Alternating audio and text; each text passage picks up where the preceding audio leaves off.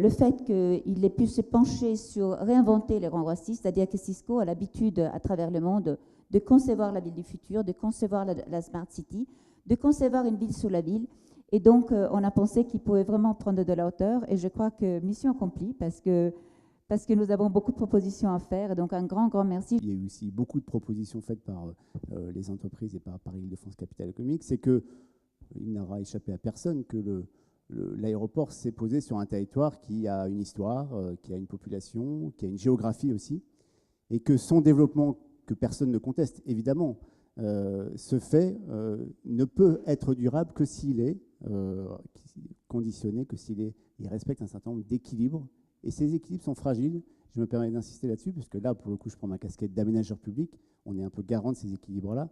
On est sur un territoire qui a été beaucoup bouleversé positivement par l'implantation de l'aéroport, mais qui a aussi généré effectivement un certain nombre on va dire de fractures, de nuisances, qui fait que pour continuer à le conforter, il va falloir que les équilibres entre espace naturel et espace urbanisé, les équilibres entre logement et activité économique, évidemment la question majeure de l'accessibilité, puissent être évidemment tout à fait respectées. Et c'est un peu la tâche, là pour le coup, des acteurs publics de ce territoire. Voilà. FedEx est un champion du monde de la logistique et du transport de fret express.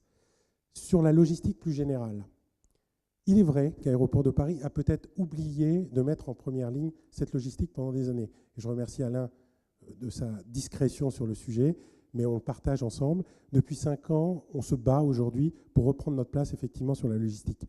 Pas simplement parce que c'est un métier de développement, de création d'emplois, de valeur important pour notre pays, mais parce qu'il s'est passé une transformation dans les 5 dernières années majeure dans le transport aérien.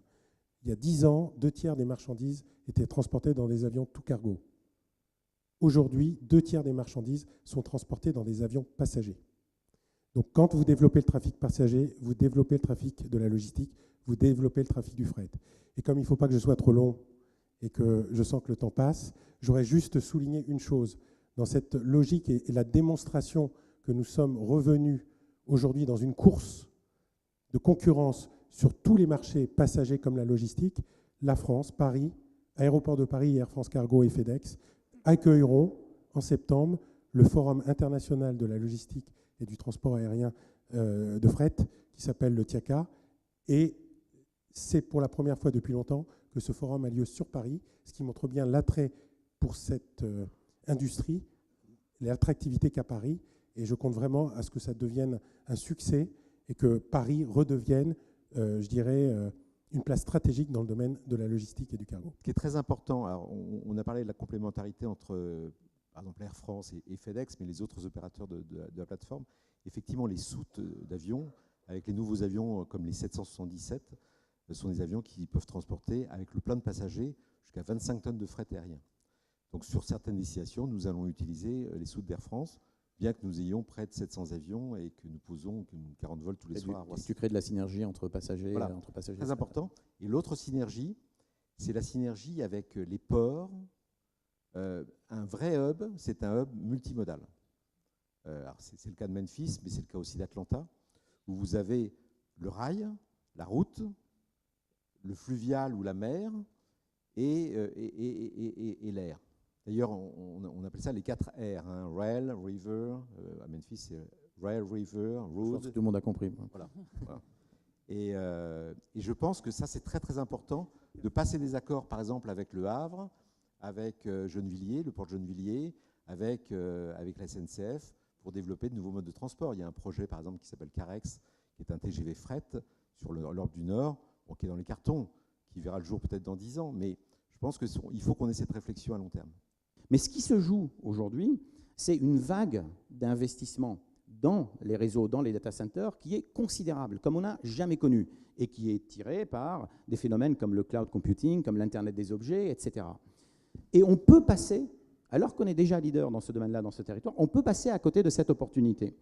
Si on ne donne pas aux acteurs, aux industriels déjà présents, la capacité de s'agrandir, si on ne leur donne pas l'espace dont ils ont besoin, si on ne leur permet pas de construire cet espace avec l'esthétique qui va bien dans les zones urbaines, et si on ne leur donne pas accès à l'énergie qui est indispensable. Or, aujourd'hui, l'énergie et la disponibilité de l'énergie a été pensée par rapport au transport uniquement et pas par rapport aux technologies. Et c'est justement cette combinaison qu'il faut réussir dans ce territoire. Et si on réussit ça, on crée une activité stratégique pour la région qui peut devenir un socle pour la Smart City, qui peut attirer des incubateurs, qui peut attirer des startups, des sociétés de services. Et nous, les acteurs de ce territoire, on va orienter ces entreprises de l'innovation vers les territoires de légitimité du Grand Roissy, c'est-à-dire la mobilité de demain, les services aéroportuaires de demain, etc. Et c'est comme ça qu'on peut créer une dynamique autour de ce phénomène de la Smart City.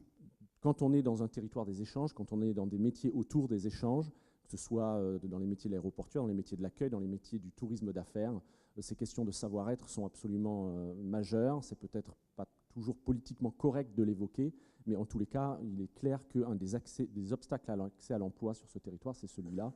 Et donc, cela doit être plus largement pris en compte.